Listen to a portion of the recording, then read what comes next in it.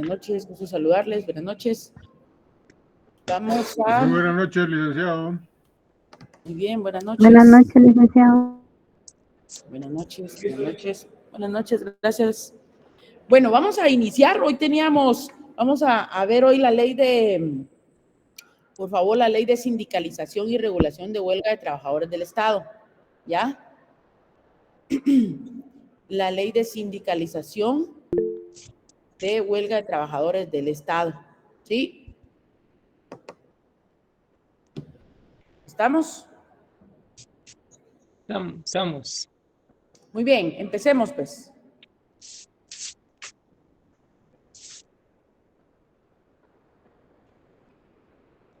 Edwin, ¿tiene ahí el artículo 1 de la ley de sindicalización?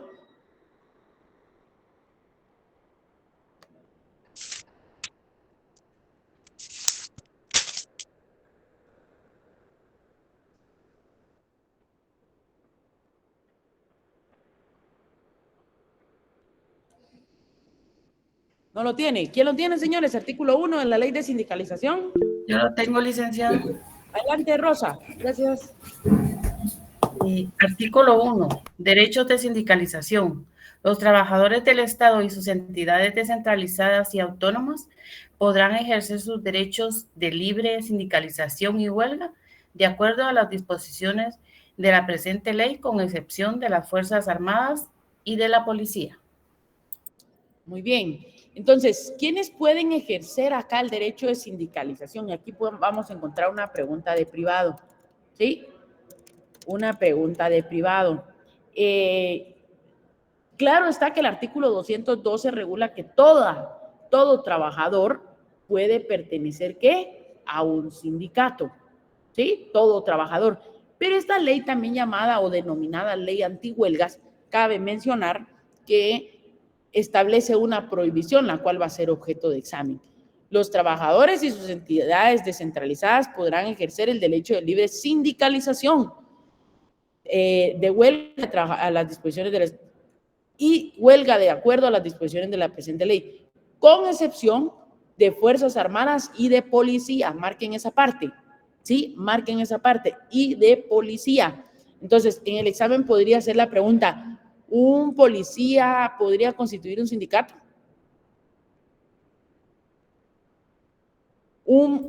¿La policía se podría declararse en huelga? Falso.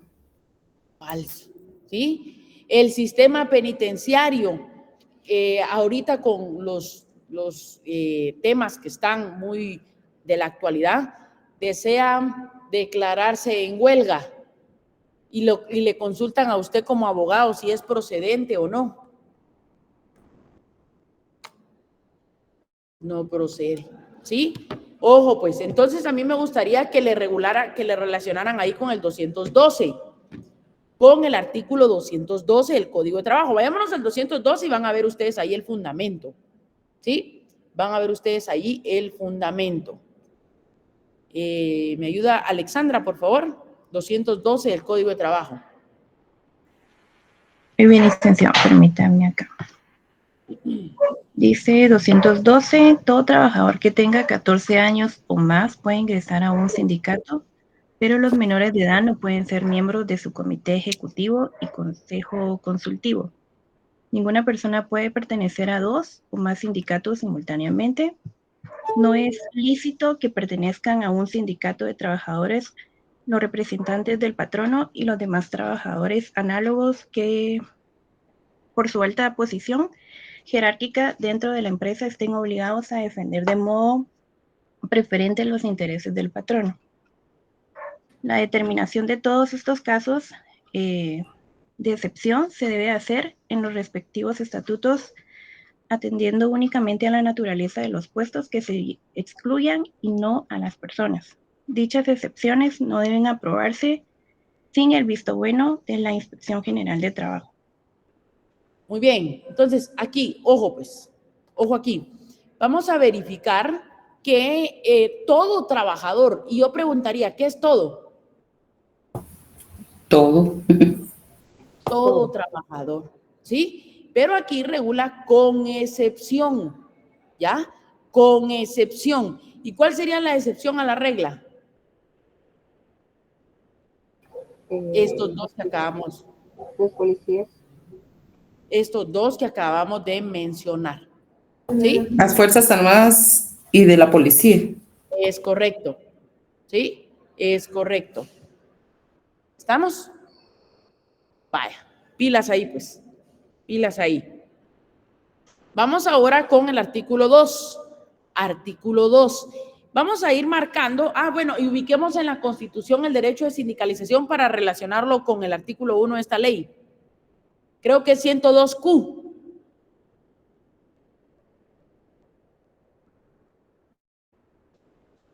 Artículo 102Q.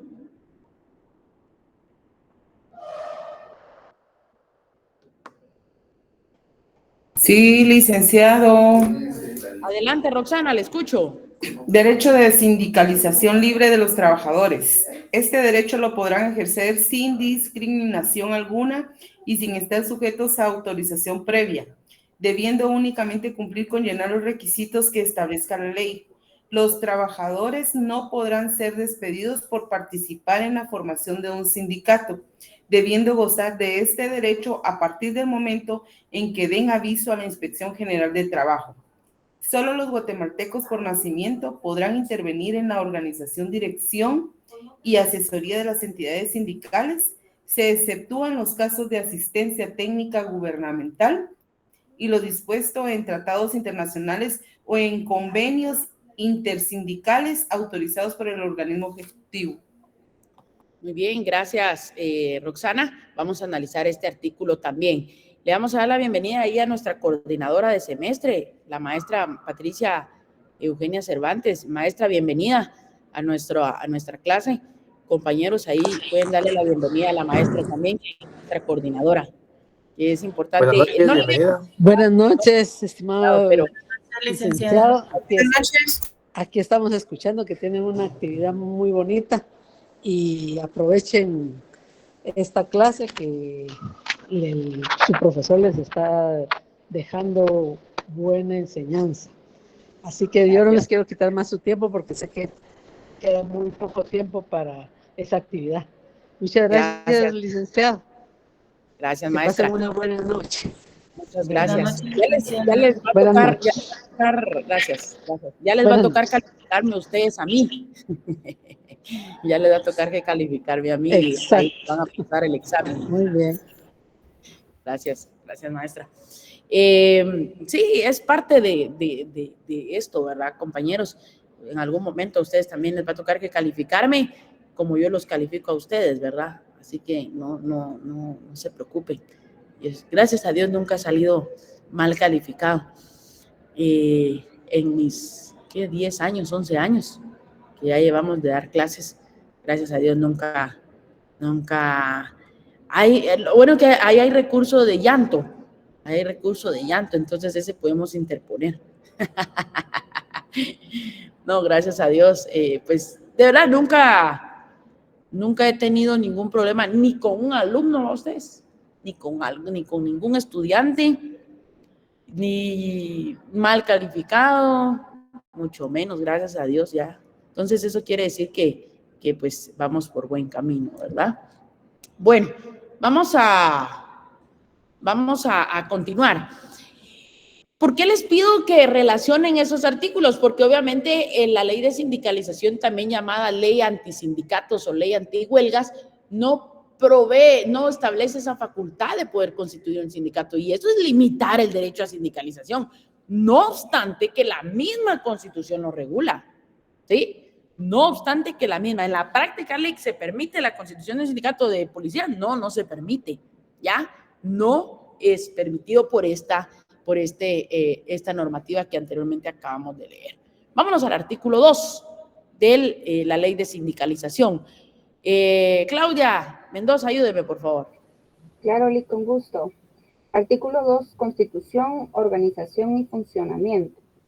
Para la constitución y organización de sindicatos, federaciones y confederaciones de trabajadores del Estado y sus entidades descentralizadas y autónomas, así como para la regularización de su funcionamiento y el ejercicio de sus derechos, los trabajadores del Estado y sus entidades descentralizadas y autónomas estarán sujetos a lo que dispone el Código de Trabajo, decreto 1441 del Congreso de la República, en lo que fuere aplicable y no contrarie preceptos constitucionales.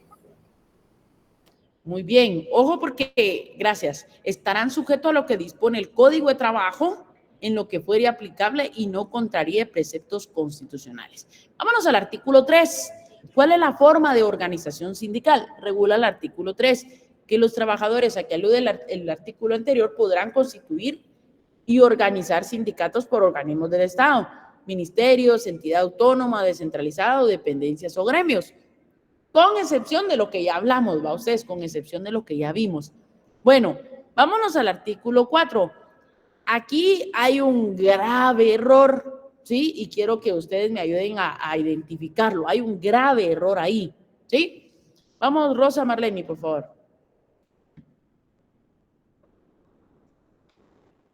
Muy bien, licenciado. Artículo 4, procedimientos. Para el ejercicio del derecho de huelga de los trabajadores del Estado y de sus entidades descentralizadas y autónomas, se observarán los procedimientos establecidos en la presente ley y supletoriamente los que prescribe el Código de Trabajo, en los que fueren aplicables y no contravengan las disposiciones siguientes. Inciso A. La vía directa tendrá carácter obligatorio para tratar conciliatoriamente pactos o convenios colectivos. Vía directa, perdón, colóquenle ahí, vía directa. Y les pregunto, ¿cuál es el fundamento de la vía directa en el Código de Trabajo?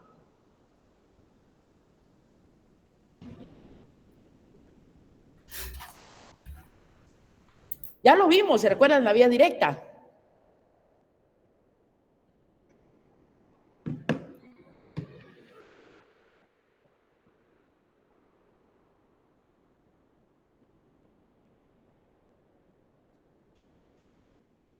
Artículo 51, señores, ya se les olvidó. Ojo que en el final viene todo, ¿va, señores? En el final viene todo el contenido, preguntas generales que ustedes tendrían que saber de derecho colectivo, como por ejemplo, ¿cuál es el plazo de la vía directa? De 30 días, ¿sí? Plazo de 30 días. Ojo ahí, plazo de 30 días, ¿ya? Muy bien. Entonces ahí, vía directa. Continuemos, por favor. Muy bien, licenciado. La vía directa tendrá carácter obligatorio para tratar conciliatoriamente pactos o convenios colectivos de condiciones de trabajo, teniendo siempre en cuenta para su solución las posibilidades legales del presupuesto general de ingresos y egresos del Estado, y en su caso, el de las entidades descentralizadas y autónomas de que se trate.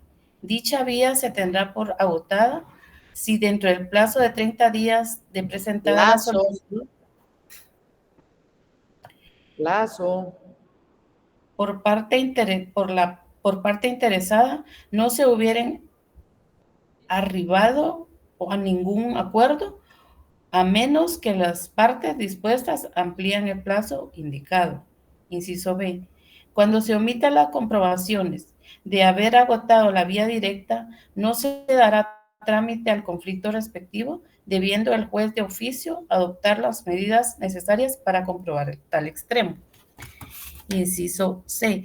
Acreditándose el cumplimiento del requisito anterior, inmediatamente el juez resolverá dando trámite a la solicitud y al pliego de peticiones respectivas y se entenderá planteado el conflicto para el solo efecto que ninguna de las partes tome represalias en contra de la otra, ni le impida el ejercicio de sus derechos. No constituyen actos de represalia los que disciplinen infracciones. Ahí, no represalias. Colóquenle ahí, no represalias.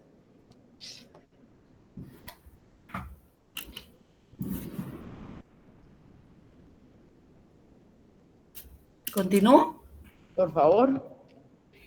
No contribuyen actos de represalias los que disciplinen infracciones laborales o impliquen el ejercicio de derechos contenidos en la ley. En consecuencia, los trabajadores podrán dar por concluido la relación laboral sin autorización judicial cuando exista causal de despido, indirecto, imputable al Estado en caso de renuncia, conservando el derecho del reclamo de las prestaciones que por la ley pudieran corresponderles, acudiendo a los procedimientos legales que les sean aplicables. Tampoco constituyen actos de represalias por parte del Estado o de sus entidades descentralizadas autónomas la cancelación de nombramientos o contratos de trabajo en los casos siguientes. Inciso C1, inconstitucional. C2, en los casos de huelga acordada y mantenida de hecho, sea cual fuere su denominación, siempre que... ¿Se acuerdan? Perdón, ¿se acuerdan cuando hablamos de las clases de huelga? ¿Se acuerdan? Sí, licenciado. Huelga legal, huelga ilegal, huelga ilegítima o de hecho. Y solidaria. La solidaria. Aquí está el fundamento, miren. Ahí vamos a encontrar el fundamento de la huelga, ¿qué? Solidaria. Ajá. En los casos de la huelga acordada y mantenida de hecho, sea cual fuere su denominación, siempre que implique abandono o suspensión de labores en forma colectiva o afecte servicios públicos declarados esenciales en la presente ley. En estos casos, la autoridad nominada del Estado y de sus entidades descentralizadas y autónomas quedan facultadas para cancelar nombramientos y contratos de trabajo sin responsabilidad de su parte, sin previa autorización judicial. Inciso D. Para los fines de lo establecido en la Constitución Política de la República de Guatemala, se declaran servicios públicos esenciales los siguientes. D1, hospitales, centros y puestos de salud, así como servicios de higiene y aseo público. D2, servicios telefónico, de aeronavegación, telegráfico y de correo. D3, administración de justicia y sus instituciones auxiliares. D4, transporte público urbano y extraurbano estatal o municipal de todo tipo. D5, servicios de suministro de agua a la población y la producción, generación, transportación y distribución de energía eléctrica y de combustibles en general. Y de 6, servicios de seguridad pública. Inciso E. Una vez agotados los procedimientos de conciliación sin arribar y arreglar a convenio la solución de los conflictos colectivos de carácter económico, social, en los que participen como parte trabajadores que presten servicios públicos esenciales, deben someterse al arbitraje obligatorio previsto en el capítulo 3, título 12 del Código de Trabajo. En este caso, el juez no está obligado a pronunciarse sobre la legalidad de la huelga. El derecho de huelga de los trabajadores del Estado y sus entidades descentralizadas y autónomas queda sujeto a lo establecido en esta ley y en el Código de Trabajo, a excepción de los servicios públicos esenciales indicados en el presente artículo, los que en ningún caso deberán ser afectados. ¿Continúo? Sí, por favor. Inciso F. Además de sanciones laborales que proceda imponer a quien participe en los casos de huelga enumerados en la literal C de este artículo, quedará sujeto a las responsabilidades penales y civiles en que hubieran incurrido. Inciso E. Quedan terminantemente prohibidas las huelgas motivadas por solidaridad intersindical o solidaridad con movimientos que surjan a través de comités ad hoc o por interesados ajenos reivindicados económicamente, sociales. Y creo que ahí termina porque hay algunos decretos de la suspensión provisional del inciso C. Es correcto. Alguien, ahí les mandé una presentación, si me hacen favor de compartir aquí, porque a mí no sé por qué no me salen, como que no tengo los permisos. No se puede compartir pantalla, dice preferencias del sistema para tener de aquí que me meta eso, a saber ni preferencias del sistema. Bueno, alguien.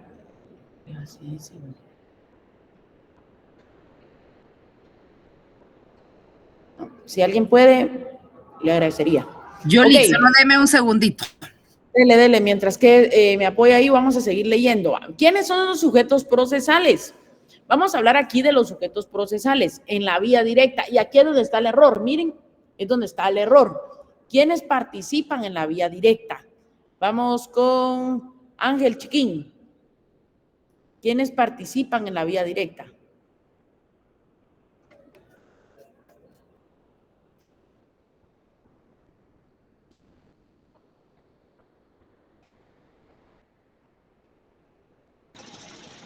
Disculpe, la verdad que voy aquí en la calle manejando, pero voy en moto, por eso no le puedo No se leer. preocupe. Disculpe, solo, perdón. Dele, no se preocupe.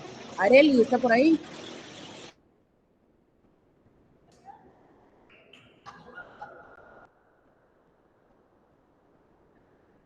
¿No está Areli? Astrid Ruiz. Buenas noches, Lic. En la vía directa por el Estado, los funcionarios que ejerzan la dirección de la entidad de que se trate y por los trabajadores del sindicato o comité ad hoc, integrado en la forma establecida en el artículo 374 del Código de Trabajo. Pueden intervenir además cualquier otros amigables componedores, tanto sindicales como personeros de la Oficina del Servicio Civil o del Ministerio Público. Ok, pregunto yo aquí. Miremos cuál es el error. ¿Quiénes pueden negociar un pacto colectivo?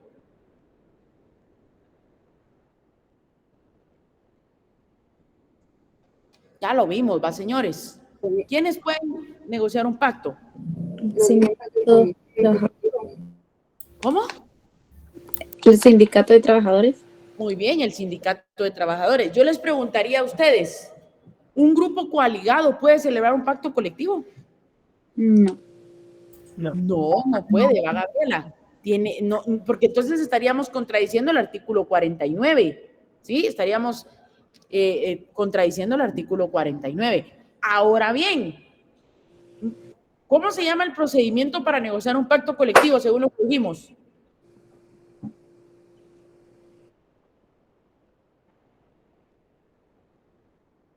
¿Cómo se llama ese procedimiento para negociar en donde el patrono se sienta con el sindicato? La vía directa. La vía directa. Pero miren entonces aquí cuál es el error, porque dice, en la vía directa, los funcionarios que ejerzan la dirección de la entidad de que se trate y por los trabajadores el sindicato o comité ad hoc. Es decir, que el legislador confundió lo que es la vía directa, porque está diciendo que un grupo coaligado puede intervenir en la vía directa y la vía directa tiene por objeto la negociación de un pacto, lo cual es erróneo. ¿Sí? Lo cual es erróneo. Ese es el error que tenemos aquí. ¿Sí? Ese es el error que tenemos aquí. ¿Estamos? Vaya. Ojo pues. Ojo ahí.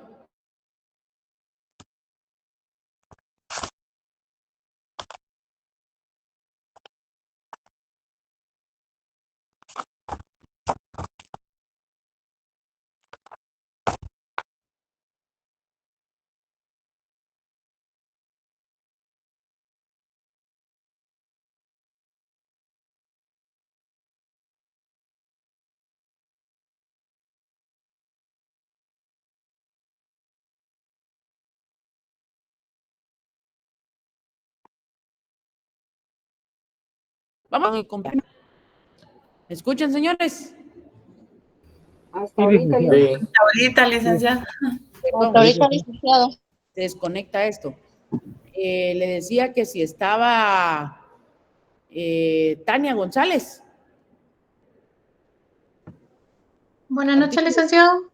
Buenas noches, jurisdicción y competencia. Un momentito, por favor. Gracias.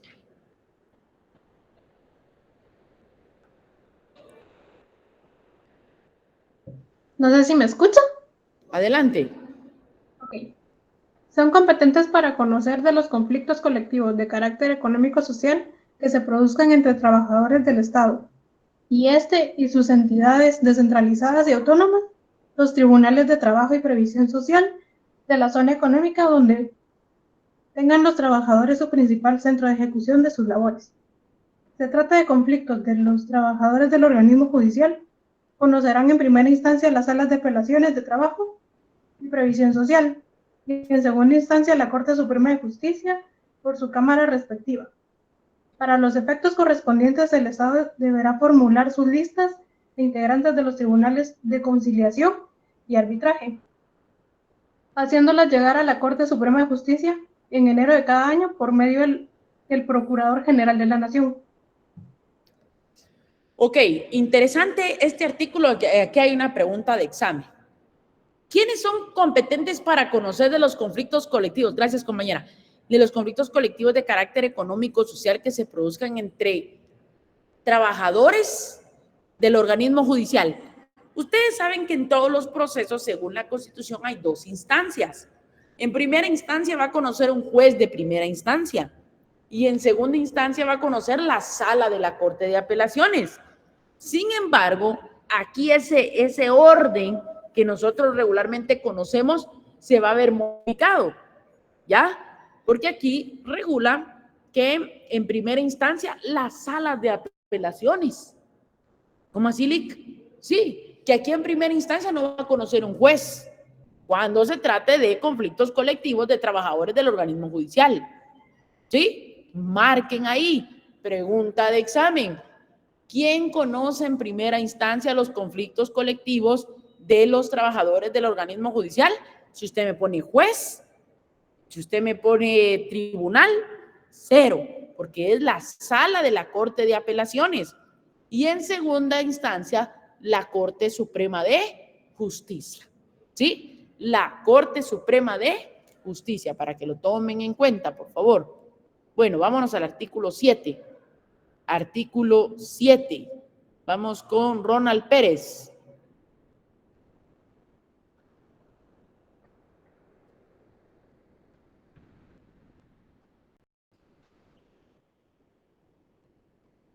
¿No está?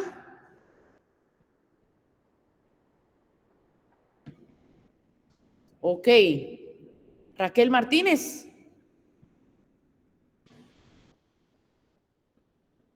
Tampoco. Licencia, bien. El artículo 7 me indicaba. Validez jurídica de trámites. Se reconoce la validez jurídica de los actos y trámites administrativos realizados a la fecha en que entra en vigencia esta ley por las organizaciones sindicales de información con la finalidad de obtener su personalidad jurídica, pudiendo completar aquellos requisitos que no hubieran sido satisfechos.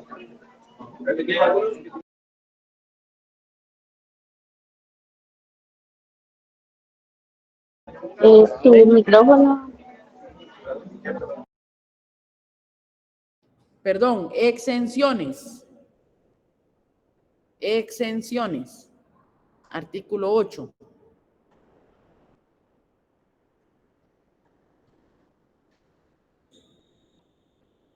¿Dónde está? Nelson Toj.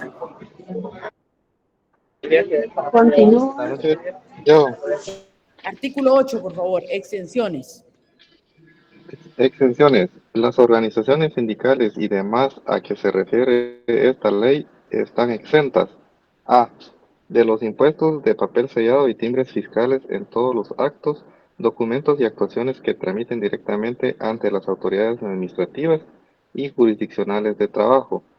B. Del pago del valor de las publicaciones en el diario oficial que deban hacer de conformidad con la ley. Muy bien. Señores, gracias, compañero. ¿Qué establece esta ley? Entonces, regula los procedimientos, regula quiénes no pueden llegar a la realización de una huelga, regula quiénes van a conocer de los conflictos colectivos de los trabajadores del organismo judicial, ¿sí? Y también regula lo relativo a los servicios públicos esenciales. En el artículo 4, donde dice procedimientos, regula para los fines de lo establecido en la Constitución, se declaran servicios públicos esenciales. Los siguientes, váyanse al 243 del Código de Trabajo. 243 del Código de Trabajo. ¿Sí? y lo relacionan, por favor. ¿Por qué? Porque el 243 regula 3 clases de servicios públicos esenciales, pero este artículo lo que hace es ampliar esos servicios públicos esenciales. ¿Sí? Lo que hace es que ampliar.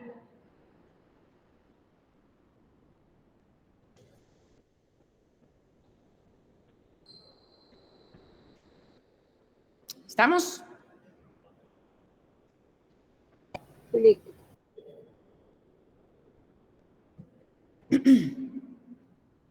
¿Sí? Bueno, ahora le vamos a entrar a la presentación. Vamos a entrar a la presentación. Miren, la presentación es un resumen. Está alegre aquí en la ustedes. Es un resumen de los conflictos colectivos. ¿Sí? De los conflictos colectivos. Vamos, por favor, a la siguiente presentación. Bueno, el conflicto colectivo dice que se refiere a controversias. Esto ya lo vimos. ¿Se recuerdan cuando hablamos de la conciliación? Aquí voy a hacer un resumen de lo que nosotros ya vimos, lo cual tiene relación con la ley de sindicalización. ¿Sí? Con la ley de sindicalización. Gracias, compañera. Regula que el conflicto colectivo se refiere a controversias que tienen en su raíz en relaciones de trabajo y que afectan a un grupo de trabajadores y a un patrono o grupo de patronos, concurriendo en cualquiera de ellos un interés colectivo. Esta presentación ya se les compartí al grupo, la pueden verificar ahí.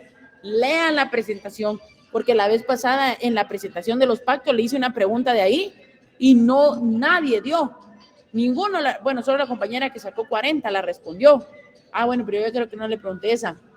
Les dije, doctrinariamente, ¿cómo se le conoce a los pactos colectivos? Que ni la leyeron. No se confíen. Rosa, ¿qué manda? Licenciado, yo tengo una duda en una pregunta del examen, porque yo no la pude contestar, que dice que qué servicios públicos, no me recuerdo cómo estaba bien planteada la pregunta, pero hablaba de unos servicios públicos que aparecían, creo, en el Código de Trabajo, y yo tengo duda porque yo no la contesté. Ajá. Mire, pues yo recuerdo, no recuerdo ahorita exactamente la pregunta, pero puede que les haya preguntado, cite los servicios públicos esenciales regulados en el Código de Trabajo y solo son 3. Miren, sí, creo 243. Ah, muy bien, ahorita lo voy a ver. Gracias. Del inciso B, 243 del inciso B, que era lo que usted mencionaba, licenciado, hospitales, higiene y aseo público, es que correcto. En la ley de regularización está más amplio, ¿verdad? Ajá. Yo sí recuerdo que esa la contesté. Sí. Bueno, algunos tal vez, pero pero yo le hablo, la que no contestaron fueron la de los pactos. ¿Cómo se le conoce doctrinariamente a los pactos? Y yo les coloqué ahí en la presentación, según la doctrina alemana, según la doctrina italiana, según la doctrina costarricense, y nadie la respondió. Entonces, ojo con la presentación, péguenle una leidita, ya el examen ya está programado. La otra semana, solo miércoles tenemos clases, ¿sí? Entonces, para que lo tomen en cuenta. De ahí vamos a 2 clases y vámonos. Poco el semestre. Y usted ya poco el 6º semestre, ya usted 2 años, ya es cuasi abogado. ¿Sí? Vaya, siguiente presentación, por favor. ¿Cómo se clasifican los conflictos colectivos? Se van a clasificar en 2, ¿sí? Conflictos colectivos jurídicos, que son los de derecho, y los conflictos colectivos de carácter económico-social, que se refiere a intereses, crean o modifican condiciones de trabajo. ¿Cuál es la diferencia entre ambos? La diferencia es el procedimiento por el cual se sustentan. Por ejemplo, el conflicto colectivo de carácter jurídico es en la vía del juicio ordinario, ¿sí? En la vía, aquí está en la presentación. El tribunal competente para conocerle es un juez, ¿sí? ¿Cuál es la consecuencia aquí? El criterio para resolver lo jurídico versus equidad y justicia, conocimiento económico social. Para que entiendan, un conflicto colectivo de carácter jurídico lo van a promover. Hablamos de colectivo, a ustedes, sindicato, grupo coaligado.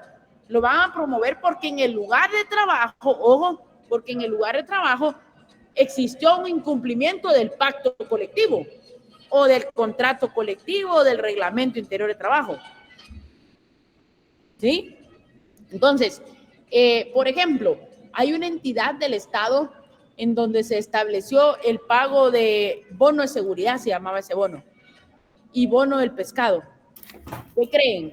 La entidad nunca lo pagó, nunca.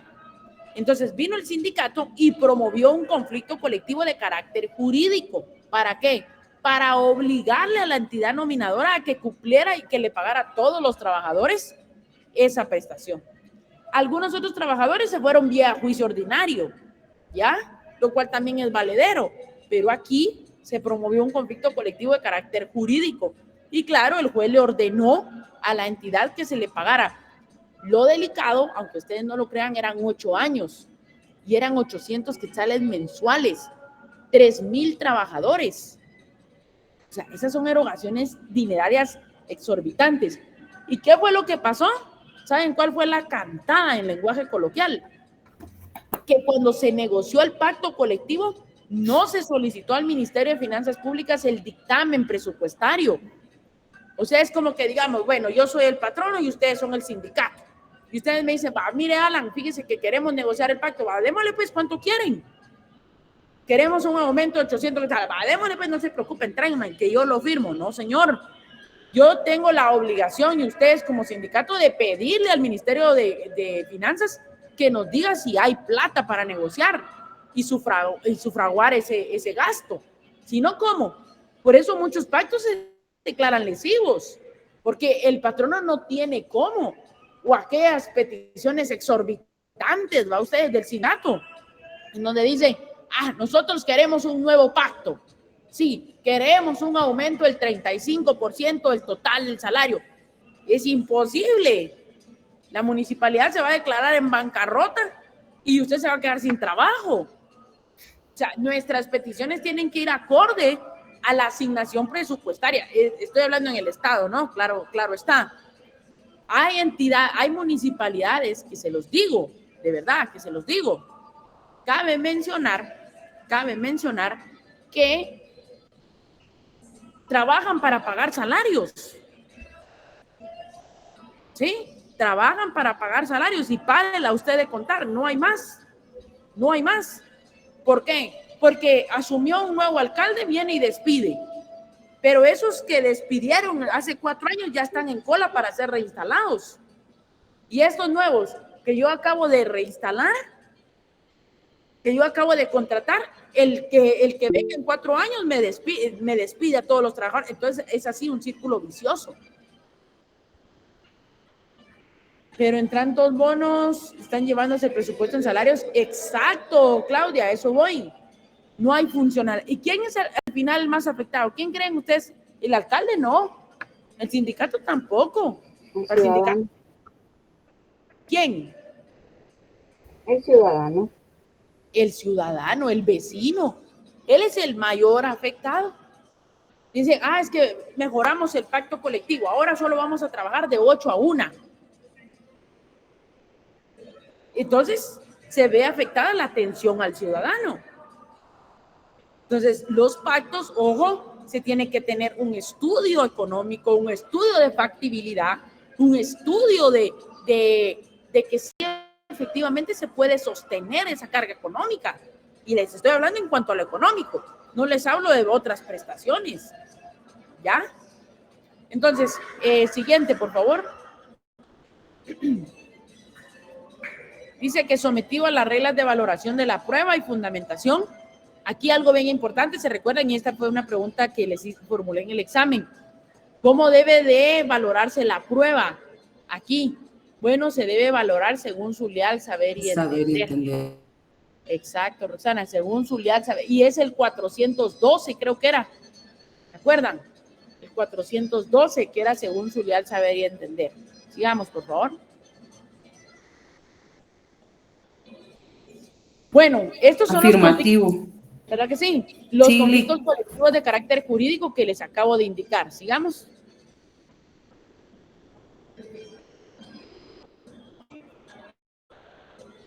Bueno, el conflicto colectivo de carácter económico-social.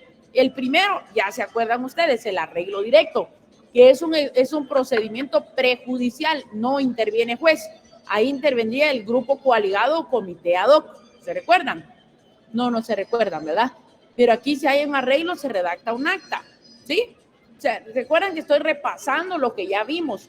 ¿Pero por qué? Porque la ley de sindicalización está en el programa y nos ordenan como docentes pues ver esa ley, y esa ley va relacionada con los conflictos colectivos, ¿sí? Sigamos, por favor. El arreglo directo es un procedimiento en la resolución de conflictos, según el 374.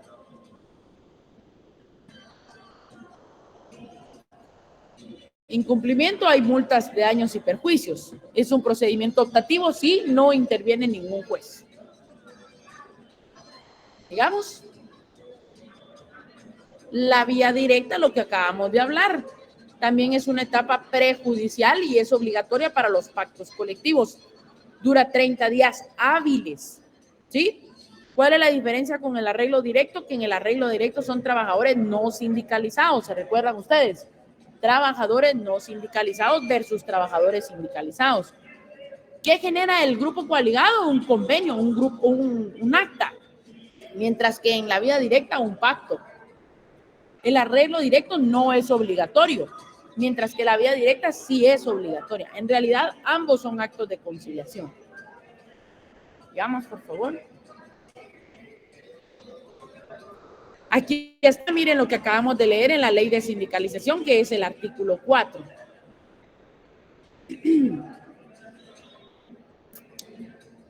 Sigamos.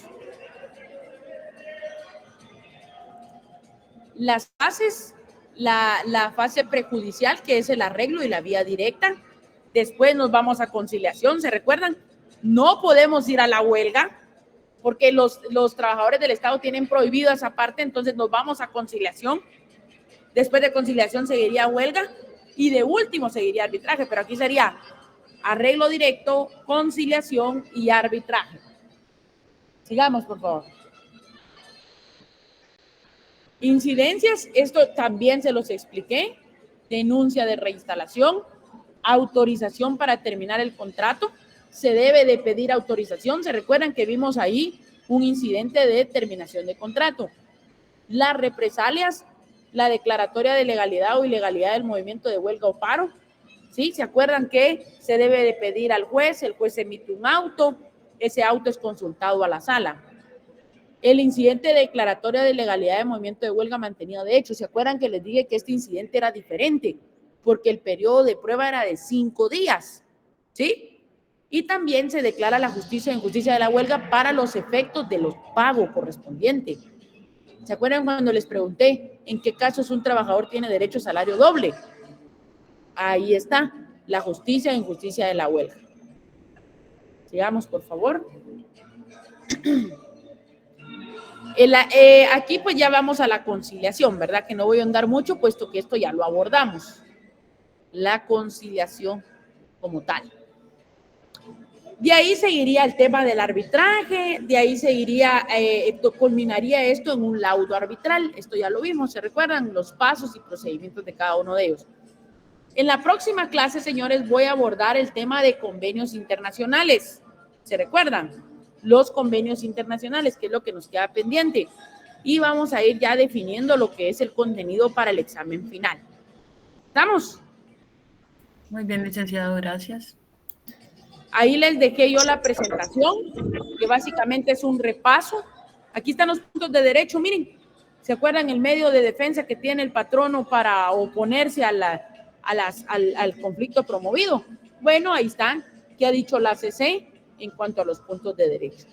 Así que la próxima semana, señores, vamos a abordar el tema de convenios. Tráigalos, por favor, que en realidad no establecen mayor cosa, pero que sí hay algunos artículos sumamente importantes que los vamos a relacionar. ¿Ya? Pasen una buena noche, señores, que tengan un buen descanso y nos vemos. Gracias a la compañera que me apoyó presentando. Dios les bendiga. Descansen.